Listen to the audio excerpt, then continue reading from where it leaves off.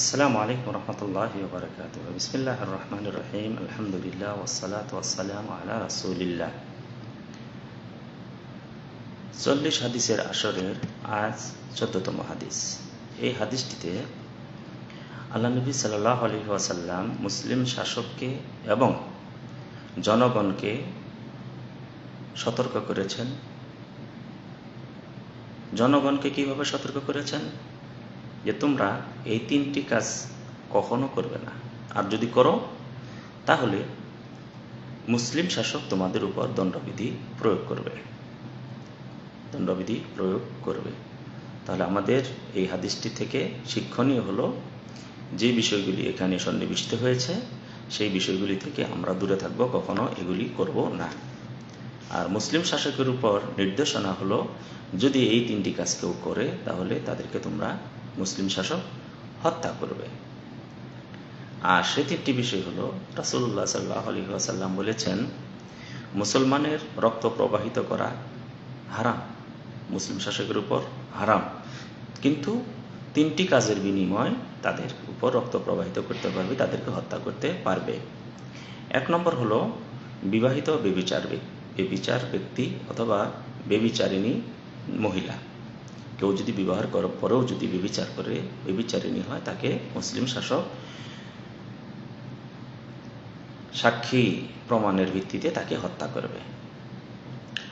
আর দ্বিতীয় হলো, কেউ যদি কাউকে হত্যা করে, হত্যার বিনিময় তাকে হত্যা করা হবে, যাতে করে ওই ব্যক্তির অনিষ্টতা থেকে আরও যে সমাজের মানুষ রয়েছে তারা যেন নিস্তার পায়, তারা যেন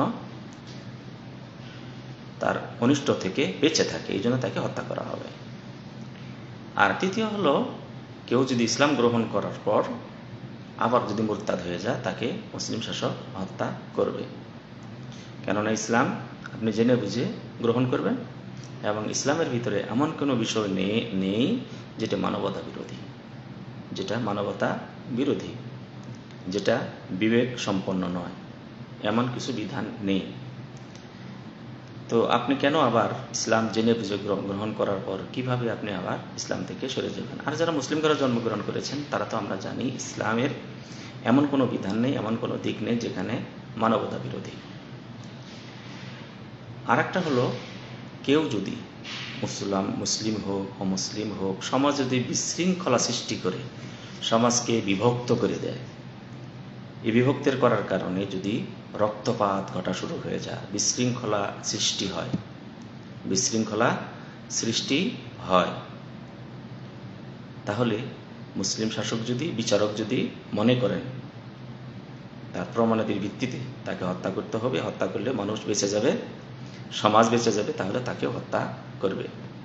তাহলে এই হাদিস দ্বারা 2 প্রকার মানুষকে একই শব্দ দ্বারা, একই বাক্যগুলি দ্বারা রাসূল সাল্লাল্লাহু আলাইহি ওয়াসাল্লাম 2 প্রকার ব্যক্তিকে, 2 প্রকার মানুষকে 2 রকম নির্দেশ জারি করলেন। আমরা যারা সাধারণ মানুষ আছি তাদের উপর নির্দেশ জারি করলেন, এই 3টি কাজ বা এই 4টি কাজ আমরা কখনো করব না, যদি করি তাহলে আমাদের জীবন নাশের আশঙ্কা রয়েছে। মুসলিম শাসক যদি প্রমাণিত হয় আমার উপর, আপনার উপর, তাহলে দণ্ডবিধি প্রয়োগ করে হত্যা করবে।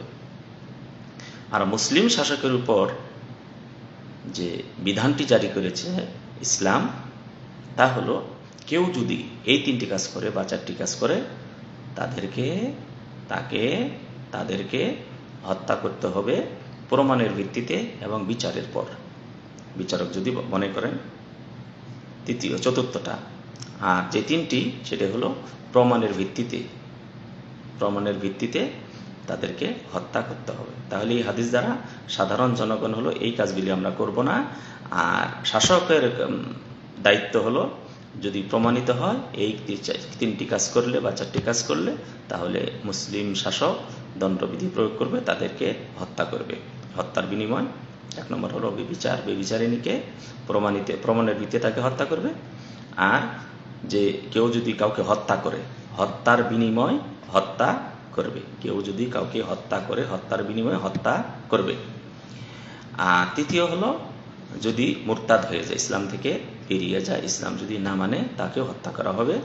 আর এরই একটা শাখা হলো কেউ যদি ইসলাম সমাজে মুসলিম সমাজে বিভেদ সৃষ্টি করে, মুসলমানদেরকে ভাগ করে দেয়, ফাটল সৃষ্টি করে এবং রক্তপাত ঘটে, এর কারণে গৃহযুদ্ধ শুরু হয়ে যায়, তাহলেও তাকে হত্যা করবে মুসলিম শাসক।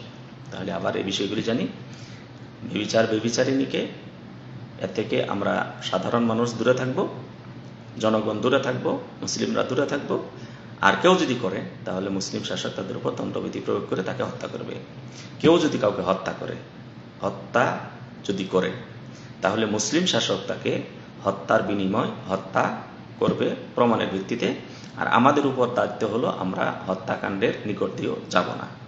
তৃতীয় হলো কেউ যদি মুরতাদ হয়ে যায়, ইসলাম থেকে বেরিয়ে যায়, তাকে মুসলিম শাসক প্রমাণের ভিত্তিতে তাকে হত্যা করবে, তাকে ফাঁসি দিয়ে অথবা গলা কাটুক, তাকে হত্যা করবে।